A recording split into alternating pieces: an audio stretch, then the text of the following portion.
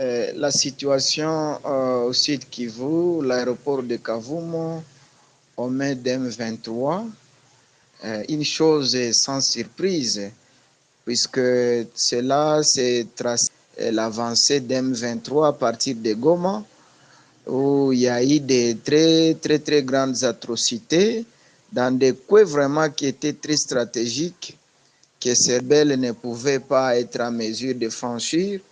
Dès lors qu'ils ont franchi ces murs, nous nous sommes dit, donc, ils avaient toute la possibilité d'avancer longtemps, que les stratégies du gouvernement ne sont pas offensives. Elles semblent être beaucoup diplomatiques et offensives.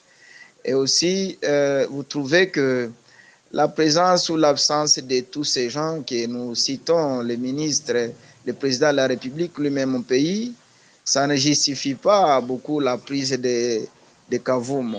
Ce qui justifie tout ça, c'est puisque vous comprendrez que le pays est géré aujourd'hui maintenant avec les pouvoirs, mais sans l'armée. Sans l'armée, parce que la grande partie des généraux que nous avons dans notre pays sont ici de RCD, les autres ont parachuté pour devenir des généraux et ils ne peuvent jamais se ranger du côté du pays. En voyant la situation qui s'est passée à Goma la fois passée, lorsqu'il y a eu la prise de la ville de Goma, nous ne pouvons que constater que l'armée est devenue une armée qui est politique. Parce qu'on croit avoir une armée qui peut faire l'offensive, mais qui se laisse corrompre d'ici et là par l'ennemi.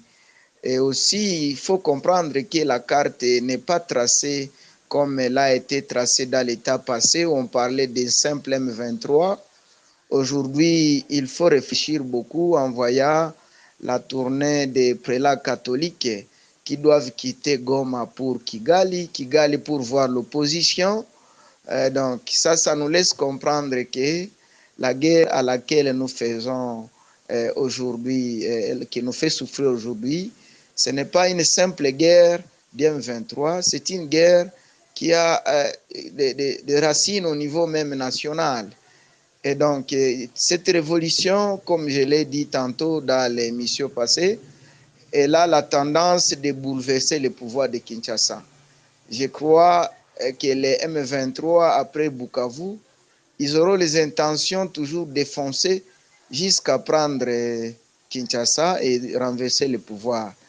Mais les questions qui me viennent en tête et à poser à tous les co-débatteurs qui sont présents, c'est de savoir si les problèmes réellement de Nanga et ces gens qui l'envoient dans l'émission, hein, ce sont des missions qui concernent Tshisekedi. Parce qu'on se dit que Tshisekedi, c'est un monstre ils ont donc monté et qu'il faut le détruire. Si c'est lui le problème, et alors, la question est de savoir, est-ce que si Tshisekedi démissionnait, ils sont prêts aussi à laisser les armes? Et s'ils sont prêts à laisser les armes, vont-ils accepter donc maintenant que les pays soient gérés démocratiquement sans tenir les armes? Puisque démocratiquement, je suppose qu'ils ne vont plus envier les postes, mais ils vont laisser maintenant le président du Sénat faire la relève en attendant que nous puissions passer aux élections. Ça, c'est ma question. Deuxièmement, une recommandation. Il se vit partout là où les révolutionnaires, parce que c'est les noms maintenant qu'ils se sont nommés, les révolutionnaires qui sont en train de prendre des villes atteindre Kinshasa sous l'impulsion de Nanga, dans leur idéologie, ils démontrent qu'ils ne font pas face à la balkanisation, mais ils ont ne fût qu'une mission de renverser le pouvoir de Tshisekedi qui a pris le pouvoir sans vraiment être, donc il n'a pas la légitimité. Alors, comme ils prétendent aussi installer maintenant un nouveau régime, il faudrait que partout là où ils passent, ils cessent maintenant les massacres. Nous ne voulons pas que ce qui s'est passé à Goma se passe aussi à Bukavu. Comme ils approchent Bukavu et qu'ils peuvent de temps à autre récupérer la ville de Bukavu, nous les recommandons de stopper avec les massacres.